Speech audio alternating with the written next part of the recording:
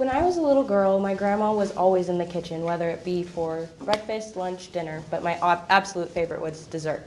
She would always make Oreo fudge, and she would also make chocolate fudge, vanilla fudge, but Oreo was especially my favorite.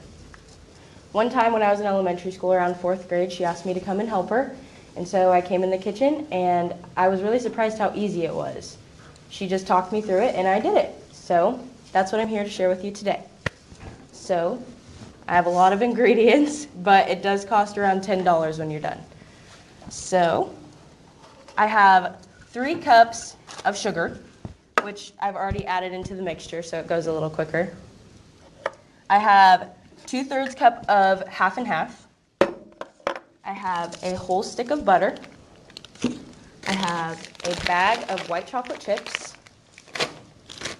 1 row of thin Oreos. This is key, so you don't get it too sweet. And then lastly, I have some marshmallow cream. So what I'm doing here is I put in my sugar, my 3 cups of sugar, which I already pre-measured, and I also put in my 2/3 cup of half and half and my whole stick of butter. I brought this to a boil. I'll see if I can show you. I brought it to a boil. You can see that it's kind of bubbling, which is where you want it. So as this is boiling, you want it to stir constantly so it does not stick to the bottom of the pan. So that's what I'm going to be doing here. I'm going to let that sit for a minute so I can open the white marshmallows. This is key. You need to do this and have your Oreos crushed before you put it into the mixture, or else it'll go kaput. So now that we have this boiling, and it's been boiling for a while now, I'm going to turn down the heat. I had it on medium-high to bring it up that boil. And now I'm going to add my white chocolate chips.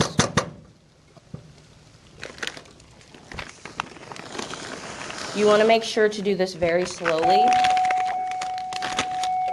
so that way they don't stick to the bottom of the pan, and that way you do not burn yourself. So I'm just going to mix these in until they are all melted,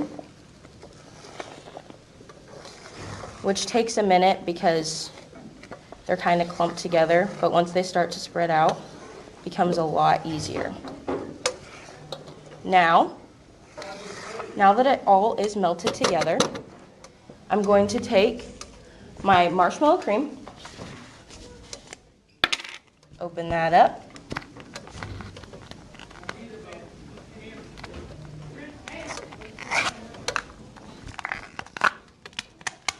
take this and a knife and put all of it into the fudge. This stuff is really gooey, so it melts quick, which is really nice if you're doing this for something that is maybe in an hour or 30 minutes, some sort of event like that. Just gonna take it and put it into your chocolate chips and your mixture. Alrighty, now that we have majority of our marshmallow in there, you're going to take your spatula and start to mix the chocolate chips, your mixture, and also the marshmallow all together to make one consistent liquid. This part is also kind of messy, so you have to be careful when you're mixing it so it doesn't pop up on you and burn your skin.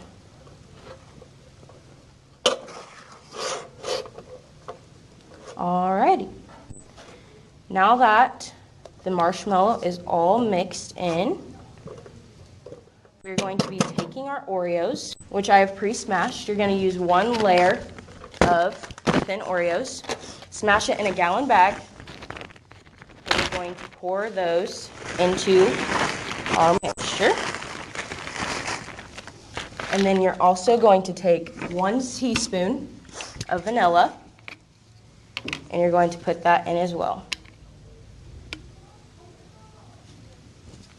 All right.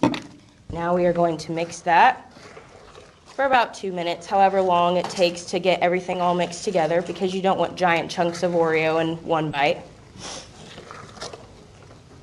Mix it all up.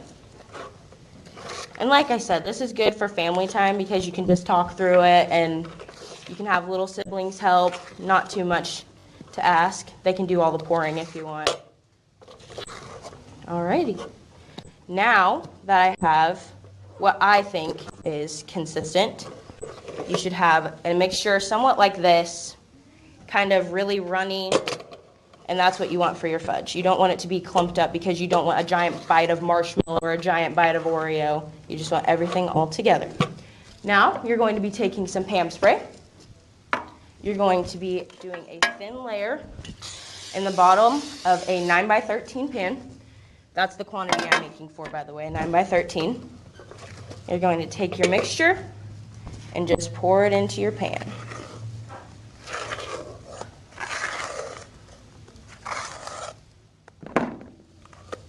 Once you have that all in your pan, you're going to set your pot aside, turn off your burner, and I like to tap so that way I can get all the air bubbles out. Now all you do is let that set for 15 minutes, and it comes out looking somewhat like this. I've already pre-cut, so if anyone wants a piece, you can have it. But yeah, that is how you make my grandma's Oreo fudge. I hope I taught you something that you can use later in life, whether it be for college or a party of some sort. And I hope you can start making memories with future families or future friends. And I hope you have a great day.